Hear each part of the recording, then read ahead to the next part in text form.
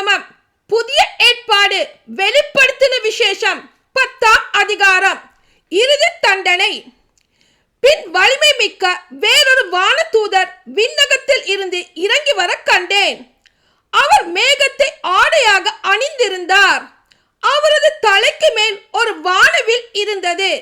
அவரது முகம் கதிரவன் போலவும் கால்கள் நெருப்பு தூண்கள் போலவும் இருந்தன. திறக்கப்பட்ட ஒரு சிறிய சுருளேட்டை அவர் தம் கையில் வைத்திருந்தார். தம் வலது காலை கடலின் மீதும் இடது காலை நிலத்தின் மீதும் வைத்திருந்தார். சிங்கம் கர்ஜிப்பது போல் உரத்த குரலில் கத்தினார். இவ்வாறு அவர் கத்திய பொழுது 7 இடிகள் முழங்கி எதிரொலித்தன. அந்த 7 இடிகளும் முழங்கிய பொழுது நான் எழுத ஆயத்தமானேன். ஆனால் விண்ணகத்தில் இருந்து வந்த ஒரு குரல், 7 இடிகளும் சொன்னதை மறைத்து வை, எழுதாதே என்று சொல்ல கேட்டேன்.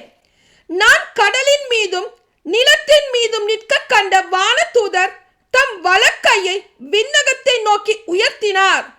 விண்ணையும் அதில் உள்ளவற்றையும் மண்ணையும் அதில் உள்ளவற்றையும் கடலையும் அதில் உள்ளவற்றையும் படைத்த என்றென்றும் வாழும் கடவுளின் பெயரால் ஆணையிட்டு, இனி தாமதம் கூடாது. 7ஆம் வானதூதர் எக்காலம் முழக்கப் போகும் காலத்தில் கடவுள் தம் பணியாளர்களான இறை வாக்கினர்களுக்கு அறிவித்திருந்தபடியே அவரது மறைவான திட்டம் நிறைவேறும் என்றார்.